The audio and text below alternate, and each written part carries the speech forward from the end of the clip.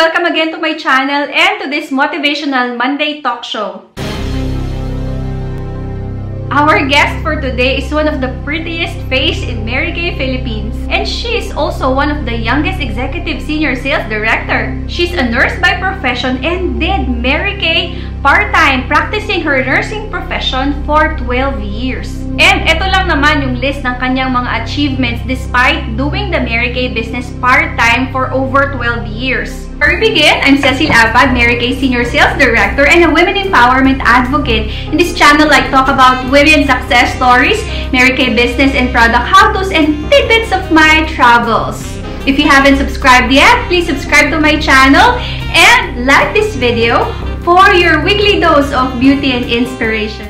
She achieved that trip to China in 2010, went to Hong Kong for a leadership conference in 2011, traveled to Singapore in 2012, and Thailand on 2013. On top of that, she was also able to achieve the cruise trips to Korea, Japan, Malaysia, Thailand. In short, na-travel niya ang buong Asia, all expense paid for by Mary Kay Philippines, even if she's doing the business part-time. In 2014, she achieved her first Mary Kay Pink Car, and in total, she already have 3 Mary Kay Pink Cars. And take note, she achieved her last Mary Kay Pink Car during the time of pandemic. In addition, she was nominated twice as a Miss Go Give for 2 quarters in 2017. And finally, she was able to achieve the trip to Dallas twice. She's also been awarded as a Triple Court Achiever. Ibig sabihin, she's a member of the Queen's Court of Personal Selling, Queen's Court of Sharing, and the Queen's Court of Unit Sales. She also achieved the recent Thai Wonderful Challenge and is awarded as the Personal Selling Top 5 in the nation. And finally, her unit holds the record for the most number of team members in 1 month with 164 new team members lang naman. So I'm sure marami tayong matututunan sa kanya on building our own team and unit and eventually our Mary Kay empire. So, without further ado, may I introduce to you our guest for today, Executive Senior Sales Director, Miss Cathy Lapay Galion. great morning, Miss Cathy. Ayan, I'm so happy to have you today. Thank you so much sa pagpapaunlak mo for this interview. Kamusta ka naman ngayon? Hi, Ma'am Ces! Thank you din sa invitation. I feel so blessed about it. Para ma-share ko naman yung journey ko sa Mary Kay sa mga nanonood, ang mga subscribers mo naman, diba? Yes. Ayan. I'm so grateful. Thank you. Thank you so much. You're so energetic. Nakakatuwa ka naman. Ayan. Oh, galing pa ito sa isang araw na pagbibenta at pagsisil. Kasi, ano, diba, bonus ngayon.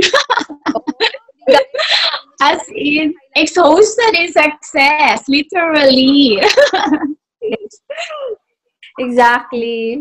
Ayan. Hindi naman halata, di ba? Ang ganda-ganda mo. Ayan. Thank you po.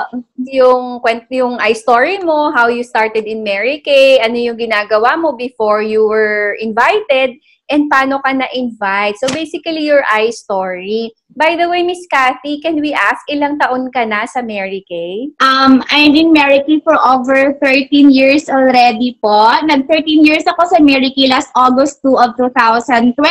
So 13 years na po, ang super tagal na. And most of my, parang life, parang maraming ganap because of Mary Kay. I'm proudly say. So I'm 36 years old na po. So bata pa ako nag-start sa Mary Kay. Anong ginagawa mo before ka nag-Mary Kay, and how were you invited? Nag-start ako sa Mary Kay. I'm a nurse by profession in a public hospital. So, kasi yung kasamahan ko, may brochure siya sa Mary Kay. So, sabi ko, uy, ano yan? Uy, Cathy, order ka na kasi bigyan kita ng 10% discount. Uy, ang mahal naman yan. Pure white pa yon. Ang mahal naman yan. So, naisip ko, bakit bigyan niya ako? Ano na lang matira sa kanya? So, ang ginawa ko, hinanap ko talaga ang Mary Kay sa Davao kasi may address sa likod ng brochure, so hinanap ko. Kasi during that time, I'm searching for a greener pasture kasi I think 23 years old pa ako. So, I have my IELTS review sa Davao. So, during my off days, pumupunta po ako sa Davao para mag-review ng IELTS. So, ngayon, talagang yung classmate ko tinanong ko, uy, saan ito banda? Kay puntahan ko. So, I really search Mary Kay. So, doon na nakilala ko si Mary Kay. Actually, pag sabi na ganito, ganyan, wow, napalula ako.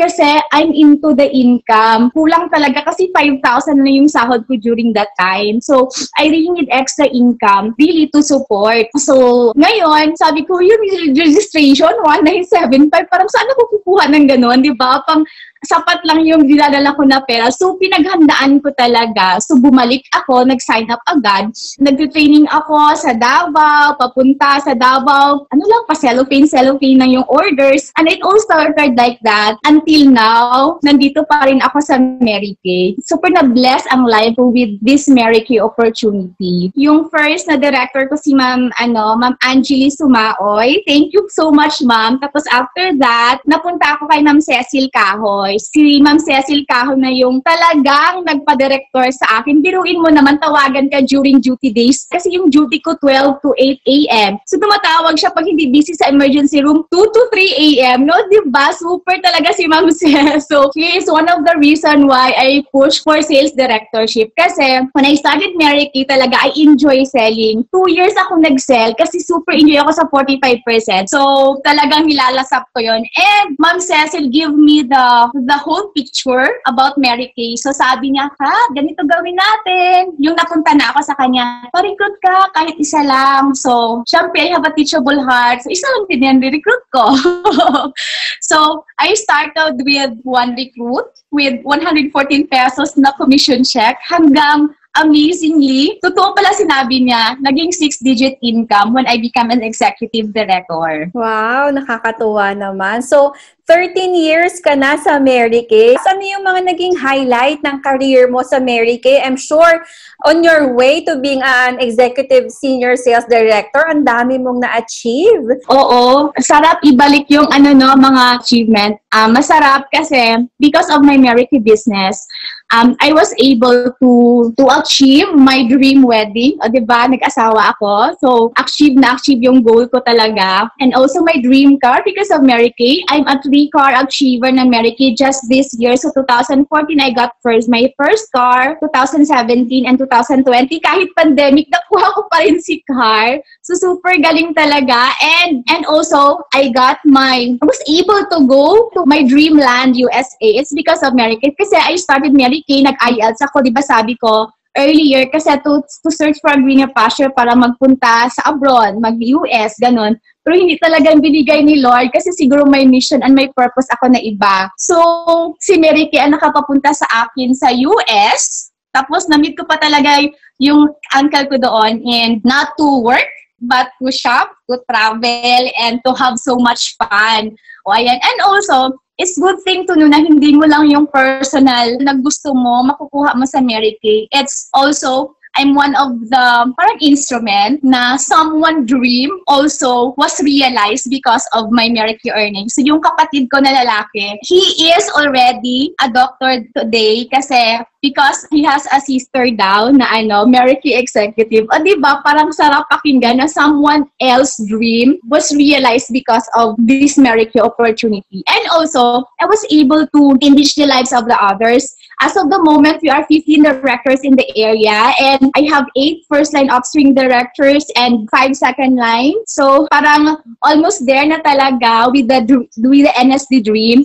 So, I'm just so blessed because nakikita ko sa kanila, I'm not claiming their success, of course, because they work really for it, di ba, ma'am? But I am one of the reasons kasi, sige na, mag-director ka na, and I can see them really transform. Na-enrich ko talaga yung lives nila because of Mary Kay. For example, yung isang director ko, Ma'am Kat, before, always ako magkakasipon-sipon kaming pamilya. Bakit naman? Kasi motorcycle lang kami. But when I joined Mary Kay, hindi na po kasi nagka-car na. So I have my car. And most of my directors also have their cars. So, di ba, sarap talaga maisip na somehow it's their success, but you are part of them because of sharing the Mary Kay opportunity to them. Meron din ako isang director na Ma'am Kat, because of Mary Kay, naka-travel ako abroad. And also, I experienced that kasi lahat ng travel, parang my God, binigay na sa akin ng Mary Kay, it's all for free. And most of them talaga is really enjoying and lumalaban pa rin kahit during these trying times sa pandemic. So, talagang masasabi ko na Mary Kay gives me a lot na talagang nai-enjoy ko, nai-enjoy ng family ko, and also nai-enjoy ng mga sales directors ko and mga unit members ko. Paano mo yan ginagawa? Kaya nga, sabi nila, paano ko daw ginagawa? Kasi during that time, I'm a part-time only. I became executive 2016, but I decided to go full-time just last year lang po. Kasi, syempre si car, hindi yung pink car yung kinuha ko. So, my dream car po na Black Montero Sports, may color talaga, no? So, ganyan talaga. You really have to focus and visualize your dream para yun talaga ibigay sa'yo. And, syempre, tapos na yung kapatid ko, 2019. So, that's the time na okay na. And my family, okay na din sila. So, I really work hard for it. So, during my off days, nag-work ako sa Mary Kay, nag-travel ako. And also, sabi nga nila, Kat, when I've got my car, sabi nila, uy, mga chismis, baka makulong yan si Kati. Alam nila yung sweldo ko, tapos bumili ako ng ganyung car. Eh, syempre, brand new naman yung binili ko. Talagang hindi kaya sa, sa sweldo ng aking pagiging nurse. Tapos sinabi ko, if you are sleeping or resting while you're off days, ako naman, umarangkada sa Mary Kay. Hindi ako nagpapahinga. I go out, I explore, talagang bumabiyahe ako, and I really enriching the lives of the others. So, ang ginawa ko, pinakita ko yung commission ko sa isang kasamahan ko na matabel. Kaya ko bang mag-monthly sa isang car na, Kati, kahit tatlo pa, o diba? So, natapos na yung mga chika nila. So, it's how they see you na nabago ang life mo because of Mary Kay. And talagang nakita nila na maraming ganap, most of the ganap of my life is because of Mary Kay talaga. That's so nice. Kakatuwa. Ayan. Although, ang dami mo ng mga na-achieve sa Mary Kay, I'm sure marami ka ding mga pinagdaan ng mga challenges that made you or helped you become a stronger person, no? So, would you share with us din? Ano yung mga pinagdaanan mong challenges? Ma'am, ang daming challenges. parang hindi ko na matandaan. Ang super dami talaga. But, ang hindi ko makalimut is between life and death. Parang ganito rin yun, parang maulan. Like November, that was 2019, na nag-area ako sa isang island. Tapos talagang may bagyo. Parang feeling ko, parang naku, katapusan ko na ito just to enrich the lives of the others. Pero ito, buhay pa rin ako. Siguro may mission pa talaga ako. So, yan ang mga instances na naranasan ko. And also, this is business. We also have parang mali ding decision. Parang God so much believe in a person. Tapos talagang hindi pala siya for Mary Kay. Parang ganon. Yung tiwala, minsan yung sobrang tiwala mo, minsan talaga hindi talaga siya dapat i-full blast talaga, parang may gap talaga kasi minsan buhos talaga na pagtulong, tapos minsan parang hindi pala dapat. So mga wrong decisions talaga na really normal in the business.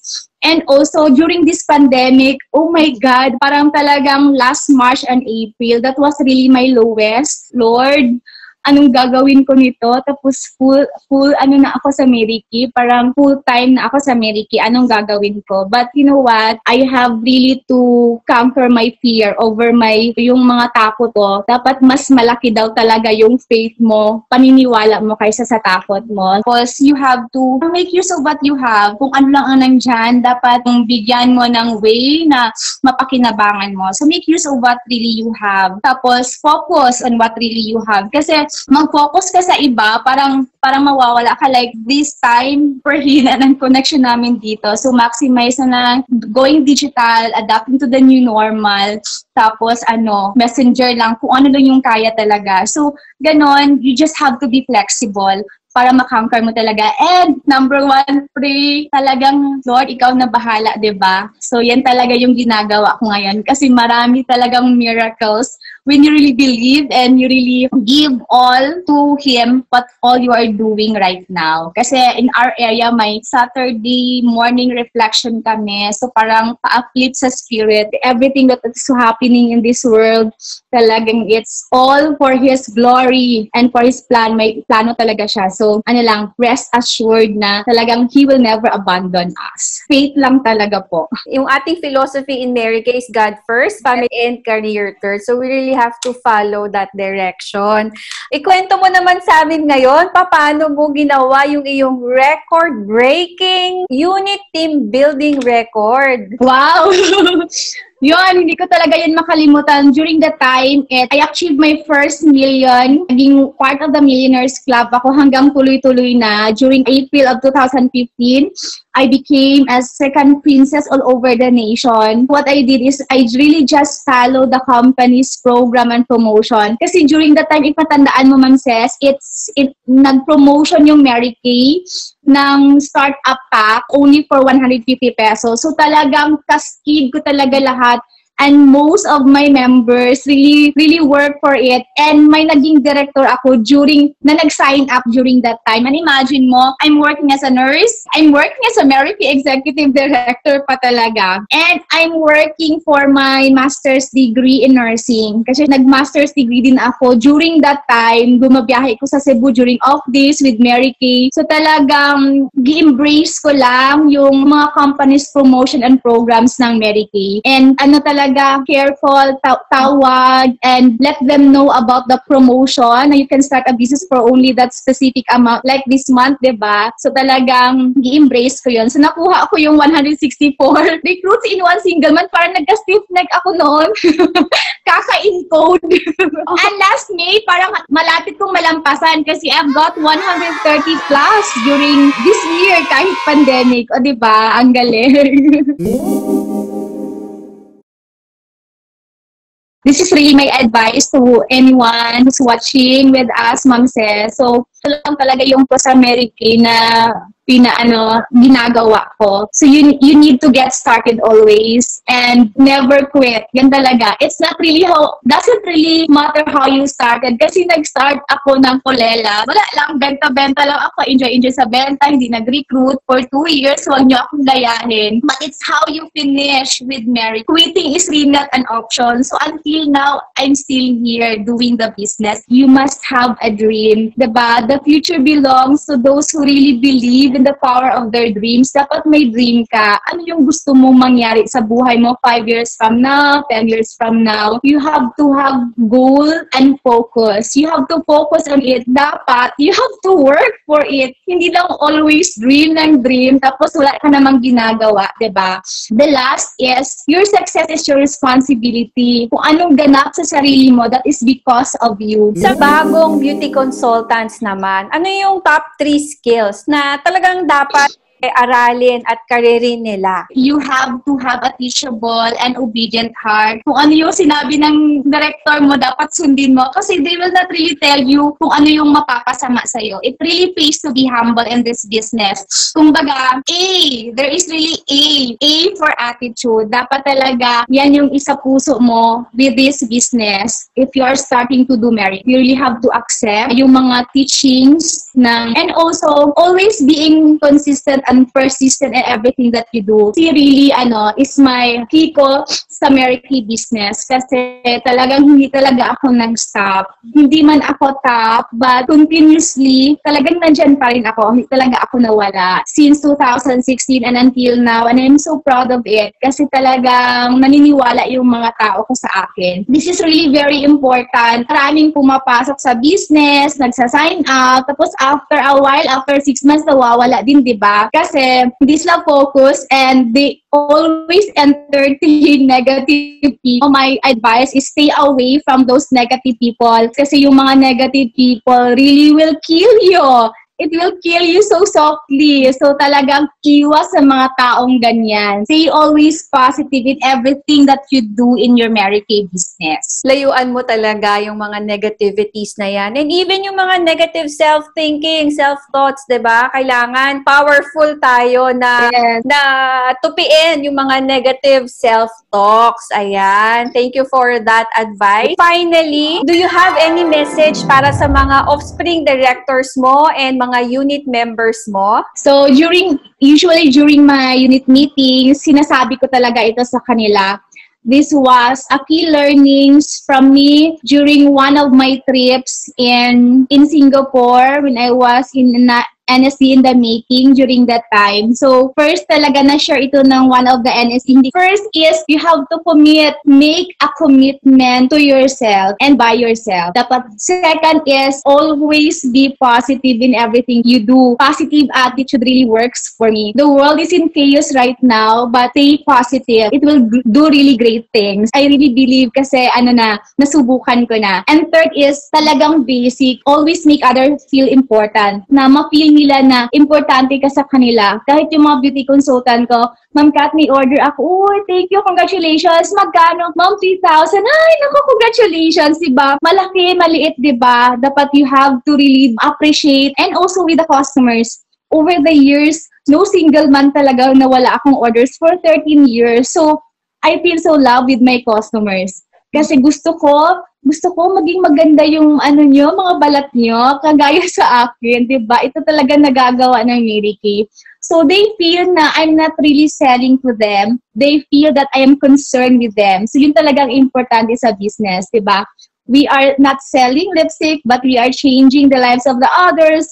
Kasi malay mo, feeling na maganda sila. Naku, nag-change talaga ang kanilang perception sa life. And you have to be consistent talaga in doing your Mary Kay business. Like this moment, consistent na digital SSC, nagpapasample ako, tapos digital skincare class, and also meetings, and kahit walang face-to-face na facial during this time skincare class, kasi sa new normal, always do something productive in that day. So, I have my calendar with me. Anong ginawa ko that day? Kung productive ba ako or not. So, you have to be consistent in everything that you do. And also have a vision. Have a goal. Kasi have a dream. Para you have something to look forward sa iyong life. Kahit ngayong pandemic, I was able to pay 5 insurances sa aking mga anak, pati sa akin. Diba? I was able to invest more and more. And the last talaga, people come and go, yung matira yung sa akin.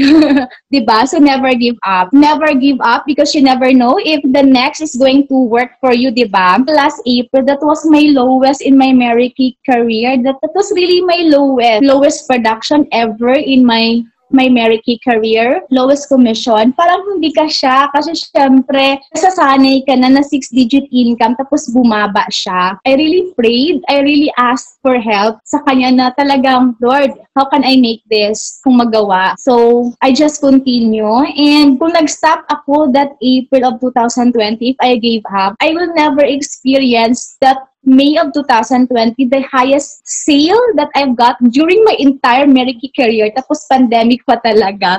So I've got almost 2 million production during that time. So that was my highest. I've got recruited 136 new recruits that May. So if I gave up last April, so hindi ko malalasap yung biyaya ni Lord last May. So never quit. And there is a life that I can see, a life of abundance here in Mary Kay business. Thank you so much, Miss Cathy. Very inspiring. Ayan. What is a normal Mary Kay day of Miss Cathy looks like? Hindi ko pala nasabi, ma'am, no? When I resign, na-balance priorities in Mary Kay. So, I become a wife to my husband, full-time mother to my 2 kids. Ako talaga hands-on sa kanila.